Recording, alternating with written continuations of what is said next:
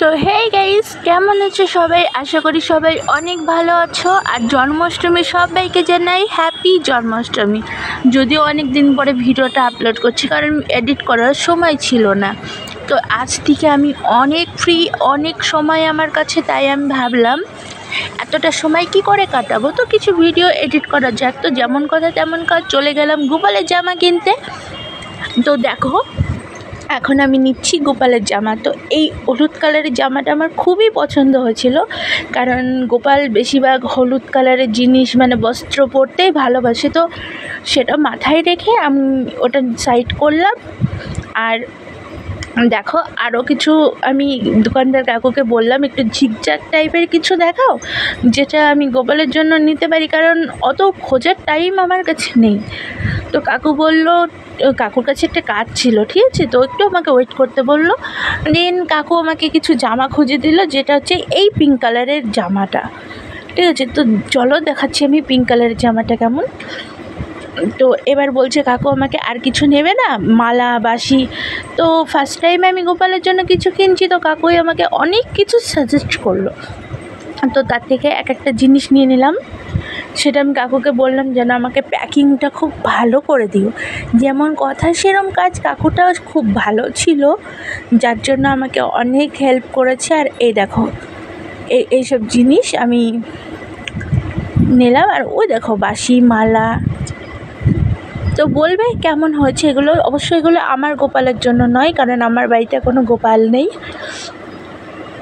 তো অনেক কিছু দেখাচ্ছিল, আরও কিছু। তো আমার কাছে এখন বর্তমানে দেওয়ার মতো এইগুলোই আছে।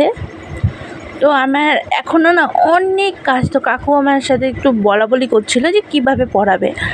তো আমি বললাম কাকু, তো জিনিসটা আমার না, যাদের তো আমি তাদের বাড়িতে দিয়ে আসবো। তো এরম বলে চলে গেলাম মন্দিরে, রাধাকৃষ্ণর মন্দিরে। আর একটা কথা জানো বন্ধু, এই মন্দিরটায় আমি যার হাত ধরে গিয়েছিলাম, সে এখন আমার সাথে নেই। 3 বছর হলো আমি এখন এই মন্দিরে একাই আসি।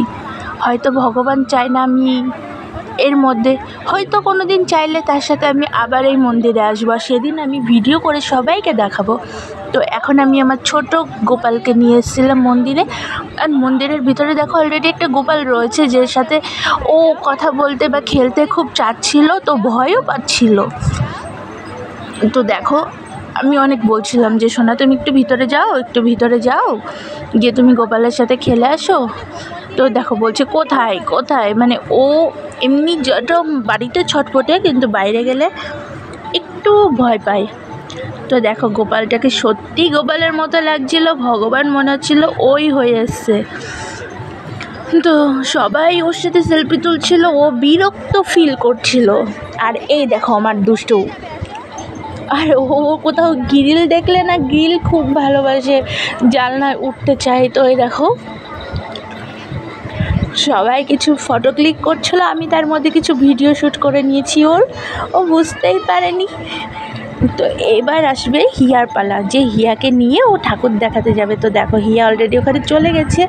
আর গোপালটা এত খুশি হিয়াকে পেয়ে, কিন্তু ও বলো কি বলবো। তো দেখো পুরো জায়গাটা দেখালাম। এটা হচ্ছে বেতাই রাধাকৃষ্ণ মন্দির। যারা যারা আসনি তারা ফাঁকা যে কোনো এক টাইমে এসো, দেখো শান্তির থেকেও বড় শান্তি এখানেই পাবে।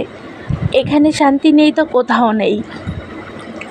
আমার প্রায়টা সময় বাজারে গেলে আমি মানে এই পাশেই ফার্মেসিতে আমি ওষুধ নিই, তো এখানে চলে আসি। তো একজনের হাতে গোপাল ছিল, বললাম যে ভিডিও করতে সমস্যা নেই, ওরা খুশি হয়ে গেছে ভিডিও করেছি বলে।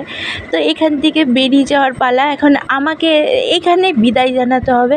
তো আমি চলে যাব এখন বাড়ির দিকে, কারণ গোপালের যে জিনিসগুলো কিনেছিলাম মনে আছে, ওগুলোও তো দিতে হবে, অনেক রাত হয়ে যাচ্ছে। তো এই ভিডিওটা ছিল গোপালের জন্মাষ্টমীর আগের দিন, মানে যেদিন রাত 12টার সময় জন্মদিন পালন করা হয় সেই দিনটা। তো পরের দিন যাওয়া হবে কি হবে না আমি জানি না। দেখেছো আমি প্রচুর বকছি গাইস, ভিডিওটা কেউ স্কিপ করো না, পুরো ভিডিওটা দেখো। আর ভিডিওটা ভালো লাগলে লাইক কমেন্ট আর সাবস্ক্রাইব অ্যান্ড ফলো করে দিও। কোথা থেকে দেখছো আমাকে সেটাও জানিও। তো গাইস বলতে বলতে আমার ইউটিউবে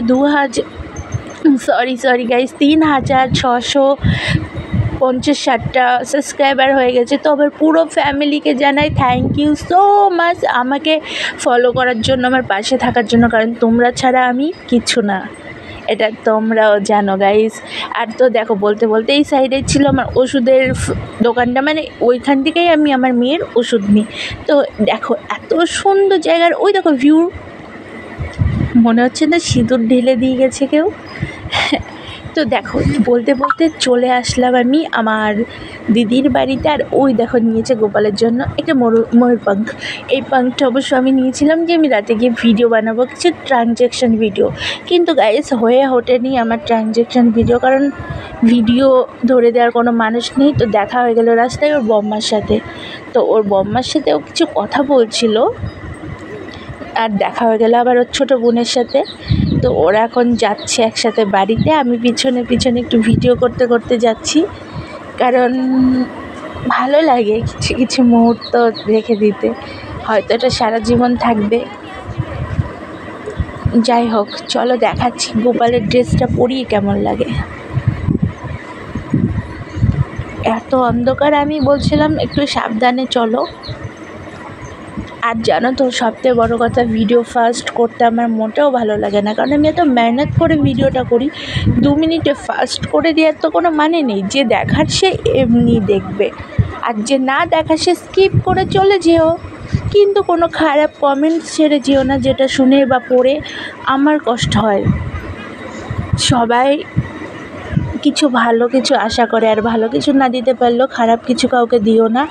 তো চলো এবার দেখাই তোমাদেরকে গোপালকে।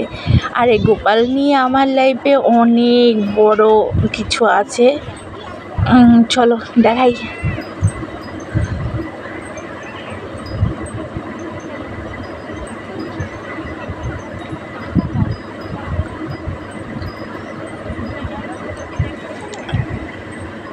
আমরা এসে দেখি অলরেডি পুজো হয়ে গেছে, মানে এরা দিনে পুজো করেছে। তো বললাম একটু গোপালকে নিয়ে আসো, আমরা একটু গোপালকে দেখি আর গোপালকে কিছু গিফট দিই, গিফট দিয়ে এবার তাড়াতাড়ি বাড়িও ফিরতে হবে। তো এটা বলার পরে এবার দেখা যাক গোপালকে ওরা আনে কি না। দেখো আর একজন দেখেছো, দেখো দেখো এ কী করছে ওখানে। ও ওনা গোপালের মতলব ও গোপালকে নেবে, তো ওর জন্য গিয়েছিল। তো ফাইনালি গোপালকে ওর হাতে দিয়েছে গাইস, ও যে গিফটগুলো এনেছিল সেগুলো গোপালকে দেবে।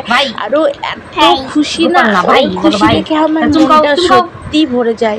ওই দেখো হামি দিতে গিয়েও ভয় পাচ্ছে, তো আরেকজন এসে শেখাচ্ছে যে এইভাবে হামি দিতে হয়, তুমি পারো না। তো দেখো কিছু কিছু খুশি, কিছু কিছু মুহূর্ত ওকে দিতে পেরে আমি সত্যি খুশি, কারণ ওর বাবার অভাবটা ও এখনও বোঝে, কারণ